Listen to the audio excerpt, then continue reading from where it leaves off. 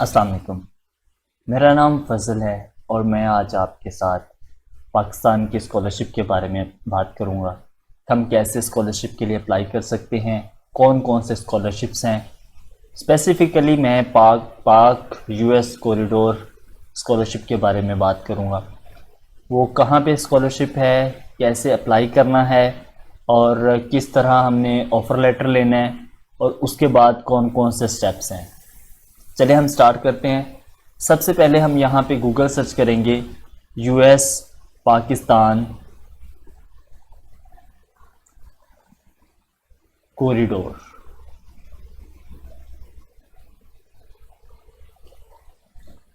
उसके बाद हमारे पास सबसे पहले जो वेबसाइट है वो है US Pakistan corridor PhD scholarship HSC की वेबसाइट है। इसको हम ओपन करेंगे तो हमारे पास उसका इंट्रोडक्शन आ जाएगा। आप इंट्रोडक्शन रीड करें या फिर आप ये लेफ़्ट साइड पे इसके है हायर एजुकेशन एम्पलीट्यूड हाइट है, जो टेस्ट होता है वो आपको टेस्ट देना पड़ता है, लेकिन इस स्कॉलरशिप के लिए आपको कोई टेस्ट नहीं देना पड़ेगा। उसकी भी कंडीशंस हैं, कब आपको टेस्ट देना पड़ेगा, कब आपको टेस्ट नहीं देना पड़ेगा। हम अगर बात करेंगे टेस्ट किस में देना पड़ेगा तो वो थोड़ा सा डीप चला जाएगा। इससे पहले मैं चाहता हूँ आपके साथ एलिजिबिलिटी क्राइटेरिया हम डिस्कस कर लें, कौन कौन से डिसिप्लिन इसमें एलिजिबल हैं और किस एज तक है, कौन से पाकिस्तान के कौन से एरियाज़ हैं। सबसे पहले जनरल एलिजिबिलिटी क्राइटेरिया में है पाकिस्तानी एजेके नेशनल्स, यानी टोटली सारे पाकिस्तानी इंक्लूडिंग एजेके, वो भी इसमें इंक्लूडिंग है और वो भी अप्लाई कर सकते हैं। इसके जो रिक्वायरमेंट है वो है मिनिमम 4 ईयर बैचलर डिग्री। इसमें जो आपके पास मिनिमम 4 ईयर बैचलर डिग्री होनी चाहिए। इसमें अब कैटेगरीज हैं बीएस और 4 year BSc, bachelor of engineering BE, means वो 16 ईयर एजुकेशन फॉर्मल एजुकेशन होनी चाहिए, राइट। अब इसका जो थर्ड पॉइंट है, नो सेकंड और third division in entire academic career is acceptable for both category 1 and 2। अब कैटेगरी 1 एंड कैटेगरी 2 कौन सी है, ये हम फर्दर आगे जाके इसको डिटेल में डिस्कस करते हैं। बेसिकली यही कैटेगरी 1 एंड 2 है जो हमारा डिसाइड करता है कि हमने हैट यानी हायर एजुकेशन एम्पलीट्यूड टेस्ट देना है या वो हमारे लिए ज़रूरत नहीं है उसकी। मैक्सिमम जो इसकी क्लोजिंग डेट है वो है 40 years in case of regular government employees, faculty member of public sector university government colleges, regular researcher of approval R&D organisation. अगर आप किसी गवर्नमेंट सेक्टर में एम्प्लॉयज़ हैं या फिर आप पब्लिक सेक्टर यूनिवर्सिटी के में आप एज आ फैकल्टी कोई जॉब कर रहे हैं तो आपकी जो मिनिमम एज रिक्वायरमेंट है वो है 40 ईयर। इसके अलावा अगर आप स्टूडेंट हैं या आप किसी प्राइवेट सेक्टर में जॉब कर रहे हैं लेकिन आप अपनी एजुकेशन परस्यू करना चाह रहे हैं तो उसके लिए आपकी जो एजुकेशन जो एज की रिक्वायरमेंट है वो है 35 years. Must not availing any other scholarship, those having PhD degree are not eligible. ये जो स्कॉलरशिप है ये है MS leading to PhD scholarship. अगर आपने बैचलर किया हुआ है तो आपका ये जो स्कॉलरशिप है ये कवर करेगा MS, मास्टर्स और PhD, ठीक है। अब हम इसके स्पेसिफिक एलिजिबिलिटी क्राइटेरिया अगर बात करते हैं तो हमारे पास 2 कैटेगरीज आती हैं। अगर हम स्पेसिफिकली एलिजिबिलिटी क्राइटेरिया की बात करें तो हमारे पास 2 कैटेगरीज आती हैं। ये हमारे पास कैटेगरी 1 है और ये हमारे पास कैटेगरी 2 है। कैटेगरी 1 में स्कॉलरशिप जो है वो है top 50 QS world rank US universities.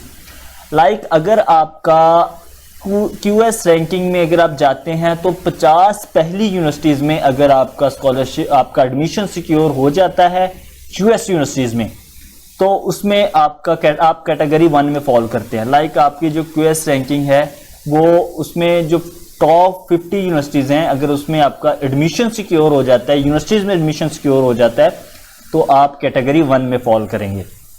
For this category of scholarship perspective of applicant must have secured admission in top 50 QS world ranked US universities, valid GRE, general score minimum 300 in total or HAT score 60%, minimum 60%. Okay, fine. अब हमारे पास जो second criteria 50+ जो first 50 rank universities हैं उनमें मैं आपको कुछ examples भी दूंगा और कुछ हम यूनिवर्सिटीज़ भी विज़िट करेंगे, उनका क्राइटेरिया रीड करेंगे, और इसके साथ साथ हम फर्दर मैं आपको कुछ और स्कॉलरशिप भी उन्हीं यूनिवर्सिटीज़ के बताऊंगा। फिर आपके लिए एक गुड न्यूज़ है कि 2023 में ये वाला ईयर चल रहा है, इसमें आपकी GRE आपको रिक्वायर्ड नहीं है। इसके अलावा जितने भी US यूनिवर्सिटीज़ हैं mostly they required GRE score. So अगर आप अभी ट्राई करते हैं तो ये MS के लिए, अगर आप मास्टर्स करना चाह रहे हैं, अपना मास्टर परस्यू करना चाह रहे हैं बैचलर्स के बाद US में, तो आप उसमें आपको GRE देने की ज़रूरत नहीं है। लेकिन अगर आप PhD करना चाह रहे हैं तो भी आपको ज़रूरत नहीं है। ओके, बट बहुत सारी यूनिवर्सिटीज़ हैं जो US में बहुत सारी यूनिवर्सिटीज़ हैं जो आप GRE लेती ही नहीं है, आप उसमें इजीली अपना एडमिशन सिक्योर करते हैं और यहाँ पे आपका स्कॉलरशिप हो जाता है। इसके लिए नो अदर रिक्वायरमेंट, कोई भी आपके लिए रिक्वायरमेंट और नहीं है। हम कैटेगरी 2 की तरफ बढ़ते हैं, उसके बाद हम मजीद इसके ऊपर बात करेंगे। कैटेगरी 2 स्कॉलरशिप, इस कैटेगरी में पहली जो कैटेगरी थी उसमें 50 टॉप रैंक यूनिवर्सिटीज थी, लेकिन जो कैटेगरी 2 है उसमें है 300 US वर्ल्ड रैंक यूनिवर्सिटीज में। अगर आप एडमिशन सिक्योर कर लेते हैं तो आपने वो अपना एडमिशन लेटर, ऑफर लेटर आपने HEC में सबमिट करवाना है, और फिर मैं एक और वीडियो बनाऊंगा जिसमें HEC की सारी फॉर्मेलिटीज़ हैं, क्या कुछ इसमें होता है, तो वो भी मैं आपको बताऊंगा।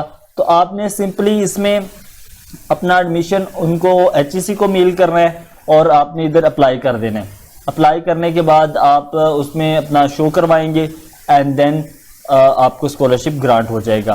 फिर उसके बाद कुछ उनके अपने HEC के कुछ क्राइटेरियाज हैं, बट बाय द वे जो मेजर क्राइटेरिया है वो यही है। For this category scholarship of perspective student must have secure admission. आपका एडमिशन बेसिकली आपका एडमिशन सिक्योर होना चाहिए in top 300 means 51 to 300 QS ranking, लेकिन उस QS रैंकिंग में 51 से जो 300 तक यूनिवर्सिटीज आ रही हैं वो टोटली यूनिवर्सिटीज हो, US यूनिवर्सिटीज हो ओवरऑल रैंकिंग में। इन case of QS subject wise ranking must have admission top 51 to 100 university. अच्छा, अब ये जो पॉइंट है इसको हम इन case of QS subject wise ranking इसको हम कवर अप करेंगे। अभी ये एलिजिबिलिटी क्राइटेरिया इसको रीड करने के बाद इसको हम कवर अप करेंगे। Valid GRE general score minimum 300 in total or HAT score, however GRE general HAT is not required in case of admission secure with complete tuition waiver. Right, अब ये basically बात है कि हमारे पास अब दो क्राइटेरियाज हैं। अब अगर तो आप एडमिशन, अब ये इन्होंने क्या कहा है जी, जनरल और GRE जनरल और head score is not required, आपको हेड स्कोर नहीं चाहिए। कब? इन case of admission is secure, अगर आपका एडमिशन सिक्योर हो जाता है। लेकिन इसके साथ एक कंडीशन भी है, आपकी जो ट्यूशन फी है वो आप HEC नहीं देगी।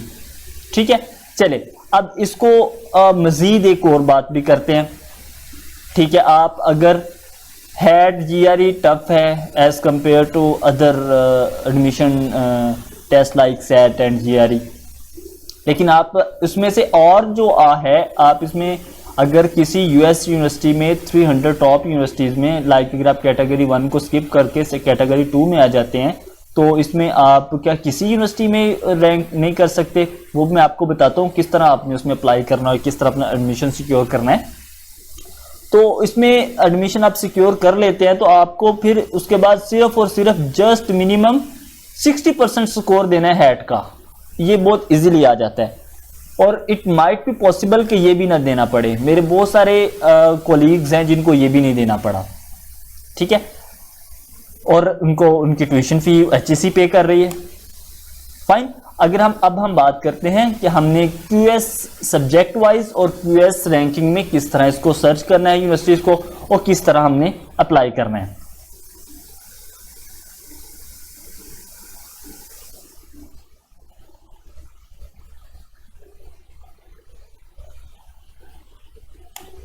यहां पे हम न्यू टैब ओपन करते हैं और यहां पे हम लिखते हैं QS रैंकिंग।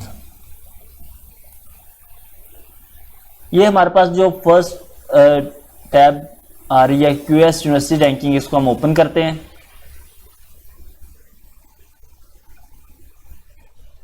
ओके, अब QS world ranking university ranking 2024, हम रैंकिंग पे ओपन क्लिक करेंगे और इसमें वर्ल्ड यूनिवर्सिटी रैंकिंग, हम इसको न्यू टैब में ओपन कर लेते हैं। यहाँ पे ये आपके पास सामने ऑप्शन आ गया QS world university ranking by subject. अब अगर हम यहाँ पे बात करें इन case of QS subject wise, अगर आप सब्जेक्ट वाइज में जाना चाह रहे हैं तो आपको यहाँ पे अपना सब्जेक्ट चूज करना है। फॉर एग्जांपल मैं साइंस फील्ड से हूँ, मेरी कोई फील्ड है इंजीनियरिंग फील्ड है, लाइक इसके अलावा मैं कोई और arts and humanity, life science and medicine. Okay, इसमें हम ओपन करते हैं फिजिक्स नेचुरल साइंसेज में।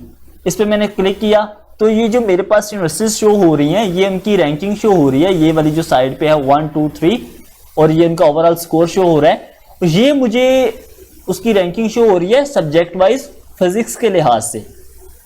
फिजिक्स में ये वाली जो यूनिवर्सिटीज हैं ये 13 नंबर पे है वर्ल्ड वाइड। EPFL स्विट्जरलैंड की यूनिवर्सिटी है और ये 13 नंबर पे है। अब हमने इसको अगर फिल्टर आउट करना है कि हमारे पास सिर्फ और सिर्फ यूनाइटेड स्टेट US की शो हो, तो हमने रीजन में जाना है। तो यहाँ पे हमारे पास आ गया लैटिन अमेरिका और नॉर्थ अमेरिका। यहाँ पे हम लैटिन अमेरिका, अब ये जो यूनिवर्सिटी है लाइक ये 82 नंबर पे है, ये 84 नंबर पे है, ये हमारी कैटेगरी में फॉल ही नहीं करेगी। अगर हम मैं फिजिक्स का स्टूडेंट हूँ, मैंने फिजिक्स पे अप्लाई करना है तो मैंने वहां पे सर्च किया है। तो उसके बाद अब मैं सिर्फ और सिर्फ अगर मैं लैटिन अमेरिका की बात करूं तो मैं ये 2 यूनिवर्सिटीज में अप्लाई कर सकता हूं। ये एक ब्राजील की है और दूसरी मैक्सिको की है, जो 82 पे है फिजिक्स के लिहाज से, सब्जेक्ट फिजिक्स सब्जेक्ट के लिहाज से वर्ल्ड रैंकिंग में है। और क्योंकि मेरे पास लिमिट है, HEC ने जो लिमिट लगाई है वो अगर आप सब्जेक्ट वाइज कर रहे हैं तो हमारे पास 51 से 100 टॉप यूनिवर्सिटीज हों, फिर हम 51 से भी नीचे नहीं आ सकते, ओनली 100 पे जा सकते हैं। ठीक है, हमारे पास ये 2 यूनिवर्सिटीज आ गई और फिर मैं दूसरी दफा इसको डिलीट करता हूं यहां से और नॉर्थ अमेरिका सिलेक्ट करता हूं, रीजन नॉर्थ अमेरिका। अब नॉर्थ अमेरिका में मेरे पास MIT आ गई जो टॉप वर्ल्ड रैंक यूनिवर्सिटीज हैं। मेरे पास जो कंडीशन है, अगर मैं सब्जेक्ट वाइज करता हूं तो मैं 51 से ऑनवर्ड 51 to 100 के दरमियान चूज कर सकता हूं। इट मीन्स ये US की यूनिवर्सिटीज तो हैं बट मैं कैटेगरी 2 में फॉल करूंगा। कैटेगरी 2 क्या है कि मुझे GRE और HAT प्रोवाइड नहीं करना और एडमिशन सिक्योर करवाना है। ठीक, अब यहाँ से जो जॉन्स हिपकिन यूनिवर्सिटी, मैं इसी के बारे में ही बात करने वाला हूँ। फर्दर जो हम इसमें बात करेंगे, ये वर्ल्ड वाइड पे अगर बात करें तो 28 नंबर पे है, अगर फिजिक्स के लिहाज से बात करें तो ये 50 नंबर पे है। ठीक है, लेकिन इससे ऑनवर्ड जो 55 है इस पे आप कैटेगरी 2 के अकॉर्डिंगली इसमें अप्लाई कर सकते हैं। कैटेगरी 2 में एक दफ़ा फिर रिपीट कर देता हूँ, कैटेगरी 2 है जिसमें आपने सिर्फ और सिर्फ एडमिशन सिक्योर करना है और आपने और कुछ भी प्रोवाइड नहीं करना। स्कॉलरशिप आपका डन है। HEC 5 ईयर स्कॉलरशिप PhD के लिए है और MS के लिए इसके जो ईयर्स होते हैं वो इसमें ऐड हो जाते हैं। MS to PhD reading scholarship है। इसी तरह 61 है और 55, बहुत सारी यूनिवर्सिटीज आपके पास आ रही हैं। 81, अब यहाँ तक 81 में है। ठीक है, 81 के बाद जो 82 नंबर है वो लैटिन अमेरिका में है और इसके बाद आपके पास कोई चॉइस नहीं हो जाती। अगर हम देखा जाए तो हमारे पास जो चॉइस आ रही है वो आ रही है कैटेगरी 2 के लिए, ये 50 है, इसको हम इंक्लूड नहीं करेंगे। ये 55, 1 2 3 4 5 6 7 8 9 10 यूनिवर्सिटीज ये हैं और 2 यूनिवर्सिटीज लैटिन अमेरिका की हैं जो मैक्सिको और ब्राज़ील की है। तो ये अप्रॉक्सीमेटली हमारे पास 12 होगी। अब 12 यूनिवर्सिटीज में अप्लाई कर सकते हैं सब्जेक्ट वाइज, राइट। लेकिन अगर हम बात करते हैं ओवरऑल वर्ल्ड रैंकिंग की तो इसमें हमारे पास ये वही लिस्ट आ गई। इसको हमने क्या करना है, हमने simply region wise Latin America, अब ये सारी लैटिन अमेरिका में आप इसमें भी अप्लाई कर सकते हैं, इसमें भी, और 102 ये सब में अप्लाई कर सकते हैं, बट इसमें अप्लाई नहीं कर सकते क्योंकि हमारी जो रेंज है वो है 51 to 300, इसमें आपने जस्ट एडमिशन सिक्योर करना है और आपका स्कॉलरशिप डन है। लैटिन अमेरिका की बात करें तो जो सबसे लास्ट यूनिवर्सिटी है वो हमारे पास है यूनिवर्सिटी नेशनल डी कोलंबिया। ठीक है, कोलंबिया की यूनिवर्सिटी है, ब्राज़ील की भी है और भी बहुत सारी यूनिवर्सिटीज़ हैं। ये सिर्फ लैटिन अमेरिका की हैं। और अगर मैं नॉर्थ अमेरिका की करूं तो मेरे पास ये सारी चॉइस आ जाती है, जिसमें MIT है, हार्वर्ड यूनिवर्सिटी है, स्टैनफोर्ड यूनिवर्सिटी है USA की, बार्कले यूनिवर्सिटी है, चिकागो यूनिवर्सिटी है। ठीक है, ये हमारे पास बहुत सारी चॉइस आ जाती है। इसमें 30 ये हैं और ये सारी यूनिवर्सिटीज़ हैं। 300 तक हमने जाना है। अगर इनमें से आप किसी एक यूनिवर्सिटी में अपना सिक्योर कर लेते हैं एडमिशन 61, ये देखें जी ऑलमोस्ट कितनी ज़्यादा यूनिवर्सिटीज़ बन रही हैं, 298 299। ये है लास्ट यूनिवर्सिटी हमारे पास, रटगर्स यूनिवर्सिटी न्यू ब्रंसविक। ये यूनिवर्सिटी है लास्ट हमारे पास, जिसमें हम लोग जिससे अगर इसमें एडमिशन सिक्योर कर लेते हैं तो हमारा एडमिशन हो जाएगा। मुझे एक बात बताएं, आप लैटिन नॉर्थ अमेरिका में क्या ये 299 नंबर यूनिवर्सिटी है, इसमें भी आप एडमिशन सिक्योर नहीं कर सकते? आप किसी में भी एडमिशन सिक्योर कर सकते हैं, बहुत इजी है। हम बात करते हैं यहाँ पे 28 नंबर यूनिवर्सिटी है और जिस मर्जी यूनिवर्सिटी को ओपन कर सकते हैं। बाय द वे मेरा जो अपना एक्सपीरियंस है वह जॉन हिपकिंस यूनिवर्सिटी का है, हिपकिंस यूनिवर्सिटी। इसको हम ओपन करते हैं। इसको ओपन करने की क्या ज़रूरत है, हम सिंपली यहाँ से इसको ओके नो प्रॉब्लम, यहाँ से हम इसको कॉपी करते हैं और यहाँ पे न्यू टैब में इसको ओपन करते हैं। कंट्रोल, इसको हम कॉपी करते हैं और यहाँ पे पेस्ट कर देते हैं और ये ओपन हो गई यूनिवर्सिटी। फाइन, पहली ऐड है, ये होम, इसको ओपन कर दिया। ये वर्ल्ड रैंक 28 नंबर पे यूनिवर्सिटी है, US की यूनिवर्सिटी है, जिसमें अभी 2023 में अगर आप एडमिशन अप्लाई करते हैं MS या फिर PhD के लिए तो आपको GRE नहीं देना पड़ेगा। सिंपल इसमें अपना एडमिशन सिक्योर करें और स्कॉलरशिप लें और US चले जाएं। इसमें जो हमने और रिक्वायरमेंट हैं वो हम उस पर स्पेसिफिकली बात करेंगे। एडमिशन एंड एड पे जाते हैं मेन्यू के बाद। तो स्क्रॉल डाउन, ये यहाँ पे एडमिशन एंड एड में under graduate admission, graduate admission, मैं MS के लिए भी सिर्फ और सिर्फ MS के लिए देखूंगा। PhD के लिए भी हम लोग देखेंगे और इसमें दोनों चीज़ें को कंपेयर करेंगे कि हमें कौन सी रिक्वायरमेंट्स हैं। इसमें सबसे पहले हमने अपना स्कूल एक करना है, डिसाइड करना है। स्कूल ऑफ मेडिसिन है, स्कूल ऑफ नर्सिंग है, तो आपने कोई भी जो आपका रेलिवेंट स्कूल है उसको आप ओपन करें। फॉर एग्जांपल मैं अभी स्कूल ऑफ इंजीनियरिंग ओपन कर रहा हूँ। इसमें आप स्कूल ऑफ एजुकेशन कोई अपना करियर परस्यू करना चाह रहा है, MA हिस्ट्री या अदर बहुत सारी इसमें फील्ड्स हैं, साइकोलॉजी, तो उसमें अब यहाँ पे ग्रेजुएट एडमिशन में मैंने इंजीनियरिंग ओपन किया है और फर्दर मुझे यहाँ पे एडमिशन्स में जाना है और ग्रेजुएट एडमिशन्स ओपन करना है। जॉन हिपकिंस यूनिवर्सिटी और स्कूल उनका जो कौन सा ओपन हुआ है, engineering school, Whiting School of Engineering, right? Find the program that right for you. Fine. PhD, Masters and PhD program, full-time residential, Master Certificate, Doctor of Engineering program. No, मैं अभी जो select करने वाला हूँ वो है Masters and PhD program full-time. Explore full-time Master and PhD. Learn how to apply to full-time. Okay.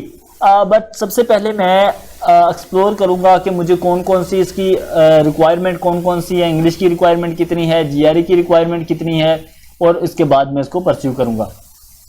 सबसे पहले मैं इसमें यहाँ पे फिल्टर्स अप्लाई करता हूँ। अभी मैंने जो अप्लाई करना है वो है no full time masters degree.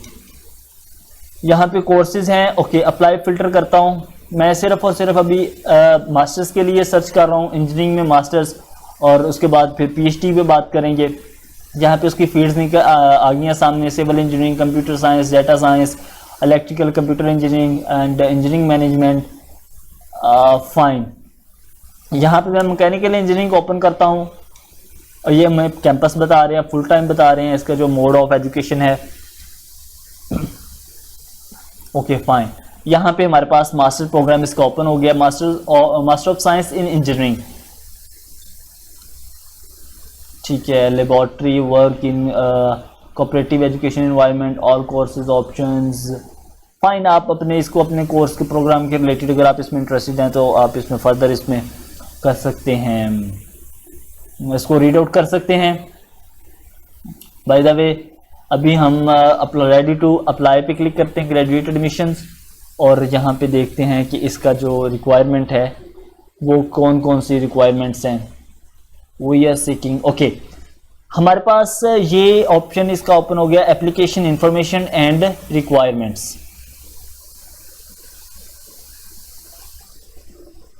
हम इस पे क्लिक करेंगे कि एप्लीकेशन इंफॉर्मेशन एंड रिक्वायरमेंट्स, कौन कौन सी रिक्वायरमेंट्स हैं for prospective students to be admitted to graduate study in department of mechanical engineering. Student must submit credentials sufficient to okay,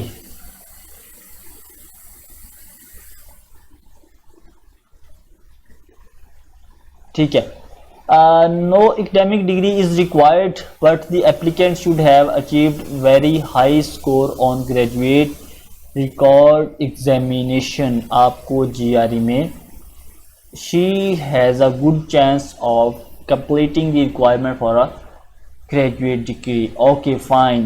Admission decision are made upon a review of complete application, which include a statement of purpose, transcript from previous institution, 3 recommendation letters और exams. आपको exams कौन कौन से देने पड़ेंगे, ये इस universities की रिक्वायरमेंट है। अगर हम बात करें एडमिशन रिक्वायरमेंट, आपको एक स्टेटमेंट ऑफ पर्पस चाहिए जिसको हम SOP भी कहते हैं।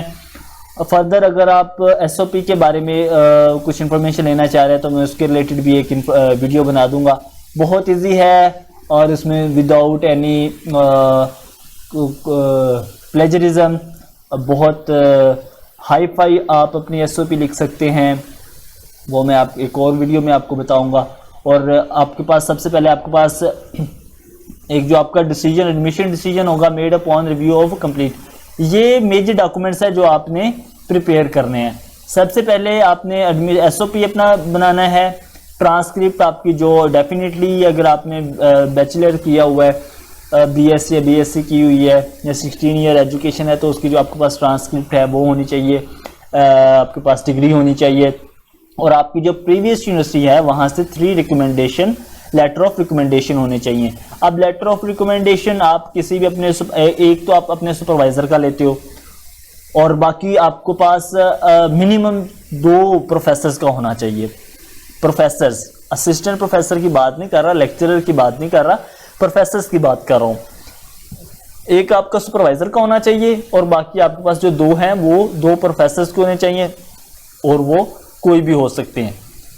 ये 3 लेटर ऑफ रिकमेंडेशन होगी और इसका 4th आ गया एग्जाम। अब हम एग्जाम की बात करते हैं कि हमारे पास एग्जाम में कौन कौन से होने चाहिए।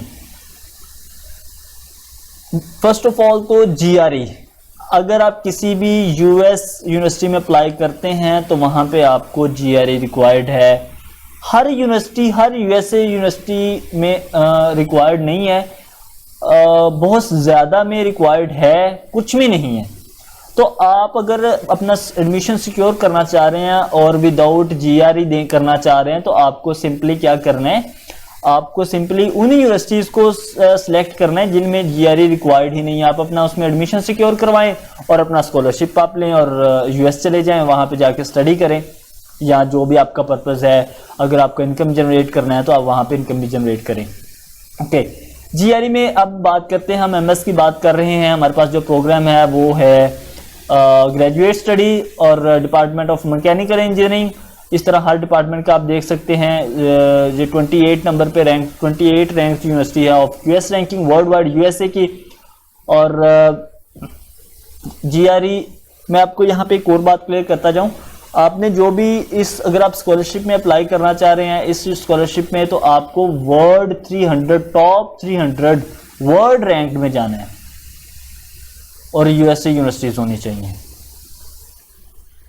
ठीक है, इसका मतलब क्या है? इसका मतलब ये है कि आपके पास जो आप यहाँ पे रैंकिंग देख रहे हैं, अगर मैं इसको बैक करूं तो यहाँ पे जो आप विदाउट फिल्टर अगर आप रैंकिंग देख रहे हैं तो आपके पास 300 में जो जितनी भी यूनिवर्सिटीज़ यूएसए के आ रहे हैं, आप उसमें अगर आप एडमिशन सिक्योर कर लेते हैं और आप कैटेगरी 2 में फॉल करते हैं, ठीक है, 51 टू ऑनवर्ड अगर 300 में आप आ जाते हैं तो आपको स्कॉलरशिप आपको मिल जाएगा। एचईसी आपको फुल आपको टिकट देगी, आपको अकोमोडेशन चार्जेस देगी, स्टाइपेंड मिलेगा, टिकट भी मिलेगा और वहाँ पे अकोमोडेशन भी, और आपकी फ़ी भी पे करेगी एचईसी। इसके लिए कोई और अदर रिक्वायरमेंट्स नहीं हैं। जीआरई, अब हम बात करते हैं एग्जाम कौन से हमारे पास रिक्वायर्ड हैं। एक तो एसओपी रिक्वायर्ड है, ट्रांसक्रिप्ट रिक्वायर्ड है, 3 लेटर ऑफ रिकमेंडेशन, और एग्जाम में बात करते हैं जीआरई। अब ये पॉइंट है जो मैं आपको बताने वाला था। GRE are not required for PhD applications and will not be considered as a part of application review process। अगर आपने मास्टर्स किया हुआ है और आप पीएचडी के लिए अप्लाई करना चाह रहे हैं तो आपने सिंपल, आपको ये 3 चीजें चाहिए। एसओपी चाहिए, और मैं आपको कह रहा हूं मैं एसओपी बताऊंगा कि कैसे लिखना है, आपको बहुत अच्छा विदाउट किसी हेल्प के आप एसओपी लिख सकते हैं। और इसके अलावा आपके पास ट्रांसक्रिप्ट ऑफ कोर्स होगी, और रिकमेंडेशन लेटर आप अपने जो यूनिवर्सिटी है वहां से ये बनवा लेंगे। इसमें भी कोई मुश्किल नहीं है, आप अपनी यूनिवर्सिटी में जाके एप्लीकेशन दें और वहां से आप अपने सुपरवाइजर से बात करें। आपका सुपरवाइजर आपको कहेगा, बेस्ट ये होता है कि आप अपना रिकमेंडेशन लेटर खुद लिखें और सुपरवाइजर के पास ले जाएं, उनको कहें सर ये मैंने रिकमेंडेशन लेटर लिख दिया, आप काइंडली इसको रीड आउट कर लें और इसको लेटर हेड पे प्रिंट करके अपने सिग्नेचर कर दें। ठीक है, और इसी तरह प्रोफेसर के भी ट्राई करें आप खुद लिखें, क्योंकि जो आप चीज़ लिख सकते हैं उसमें प्लेजरिज्म नहीं होनी चाहिए और वो यूनिक होना चाहिए, और जब आप किसी यूनिवर्सिटी में अप्लाई करते हैं तो वो उसको रीड आउट करके उससे कांटेक्ट भी हो सकता है। अगर आपने अपने सुपरवाइजर का दिया हुआ है तो सुपरवाइजर का होगा, अगर आपने अपना दिया हुआ है किसी प्रोफेसर का तो डेफिनेटली वो प्रोफेसर का भी उसको उनसे कांटेक्ट करके आपके बारे में पूछ सकते हैं। सो आपके लिए गुड न्यूज ये है, GRE are not required for PhD applications and will not be consider, और ना ये वाला जो 4th पॉइंट है ये कंसीडर नहीं होगा आपकी एप्लीकेशन एडमिशन में। GRE are required for masters applications, waivers में बी अवेलेबल। ये वो बात थी जो एचईसी की वेबसाइट पे लिखी हुई थी। अगर आप जीआरई स्कोर प्रोवाइड करते हैं जॉन्स हिपकिन यूनिवर्सिटी जो वर्ल्ड वाइड 28 नंबर पे है, तो आपको फी भी उसमें भी वेवियर मिल जाएगा। हो सकता है वो आपको फुल फी वेव ऑफ कर दें। In case of subject wise must have a admission secured top 51 to university. Okay, GRE or HAT score is not required in case of admission with complete tuition waiver। यहाँ पे आपको वैसे भी waiver मिल रहा है। Okay, ये था कि GRE रिक्वायर्ड नहीं है पीएचडी के लिए, बट अब मैं आपको एक और पॉइंट देता हूँ जिसमें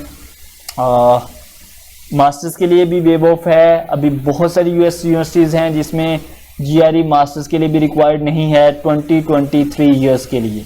ओके फाइन, अब हमें जो एक तो हमें जीआरई एडमिशन के लिए चाहिए होता है और सेकंड चाहिए होता है टॉफिल या फिर आइट्स अपनी एंट्री रिक्वायरमेंट को, इंग्लिश लैंग्वेज रिक्वायरमेंट को फुलफिल करने के लिए हमने ये प्रोवाइड करना है। For most applicants who native English is who native language is not English, हमारी नेटिव लैंग्वेज इंग्लिश नहीं है, इसलिए हमने ये आइट्स या टॉफिल प्रोवाइड करना है। ये कुछ टेस्ट थे इंग्लिश लैंग्वेज को मीट करने के लिए, कोविड-19 में थे, डोलिंगो भी था, ये बहुत इजी था, अब वो नहीं हो रहा accept.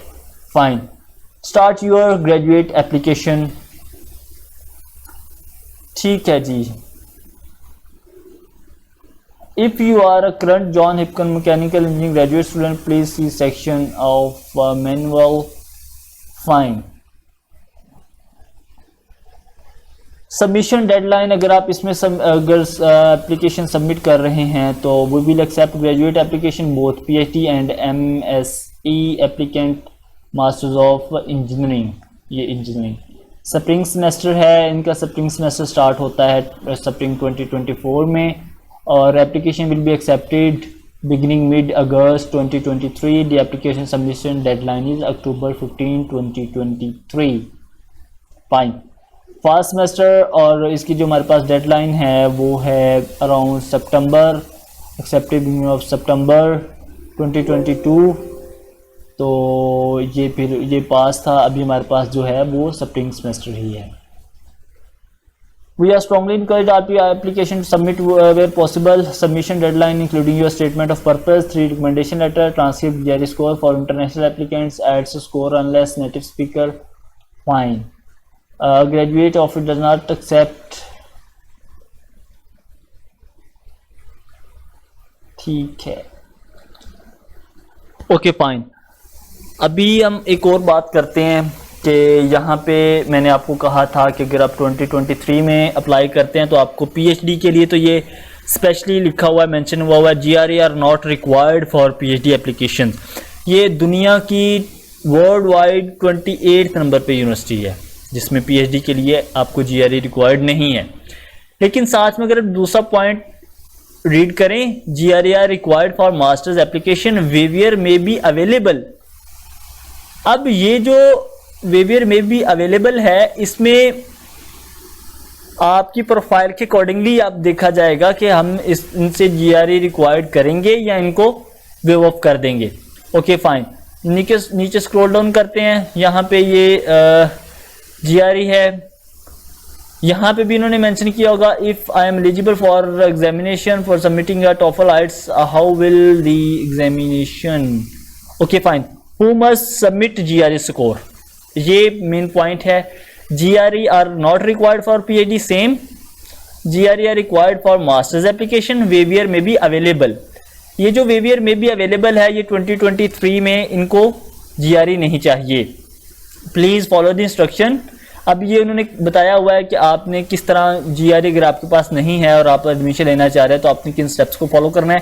Please follow instruction in the graduate application to request a waiver. आपको एक फॉर्म सबमिट करवाना है, आपको एक फॉर्म सबमिट करवाना है जिसमें आप उनको बताएंगे, ग्रेजुएट एप्लीकेशन फॉर्म है जिसमें आप वेवियर की रिक्वेस्ट देंगे। John Hopkins, fine. Are GRE subjects को required? No, only regular GRE is required. आपको जीआरई सब्जेक्ट रिक्वायर्ड नहीं है, आपको सिंपल जीआरई जो स्टैंडर्ड है, रेगुलर है, वो ही प्रोवाइड करनी है। जीआरई के अलावा अगर हम बात करते हैं आइल्स की, there is no minimum GRE score requirement for an application to be considered. और कोई भी इसमें मिनिमम रिक्वायरमेंट नहीं है जीआरई स्कोर की।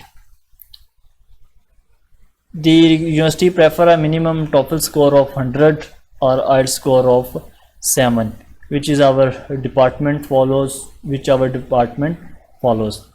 ऐसा है कि अगर आप मैकेनिकल इंजीनियरिंग डिपार्टमेंट में हैं तो आप उनकी रिक्वायरमेंट को देखेंगे कि उनकी आर्ट्स की रिक्वायरमेंट कितनी है। हर जो प्रोग्राम है उसकी डिफरेंट रिक्वायरमेंट होती है। जिस तरह इसकी जो इंग्लिश रिक्वायरमेंट है, आर्ट्स की रिक्वायरमेंट्स है, वो 7 बैड है minimum.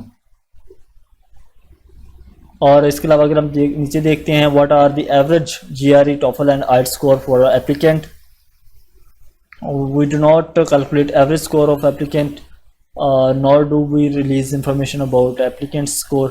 An average score would have no bearing on an individual applicant's qualification or chance of admission. So इसको आप रीड आउट कर सकते हैं और फर्दर इसको रीड आउट करने का कोई, अगर आप मैकेनिकल से हैं देन तो इसको रीड आउट कर सकते हैं। अदरवाइज आप अपने जो प्रोग्राम है, जो आपका जिसमें आपका इंटरेस्ट है, जिसमें आप एडमिशन लेना चाह रहे हैं, जिसमें आप अपना मास्टर्स या पीएचडी परस्यू करना चाह रहे हैं, वो आप अपना पेज ओपन करें। जिस जो यूनिवर्सिटी है आपने यूनिवर्सिटी क्यूएस रैंकिंग से निकालनी है, इस वेबसाइट से देखनी है, कौन सी रैंकिंग है, और उसके अकॉर्डिंगली आपने उसको सर्च आउट करना है, गूगल सर्च करें उसका, फिर उनकी जो पेजेस हैं वो स्क्रॉल करें और वहाँ से अपनी इन्फॉर्मेशन जो आपको रिक्वायर्ड है उसके अकॉर्डिंगली प्लान करें। और रेलिवेंट कोई भी क्वेश्चन है वो आप कमेंट करके पूछ सकते हैं। Thank you so much. अगर आपको कोई क्यूरी हो आप कमेंट कर सकते हैं। और नेक्स्ट जो वीडियोस हैं वो डिफरेंट यूनिवर्सिटीज़ के रिलेटेड हैं, और एसओपी के रिलेटेड भी एक वीडियो बनाने वाला हूं, और कुछ वीडियोस ऐसे भी बना रहा हूं जो एचएससी के अलावा स्कॉलरशिप्स हैं, वहाँ बहुत सारी स्कॉलरशिप्स हैं उसके रिलेटेड भी वीडियोस आएंगी।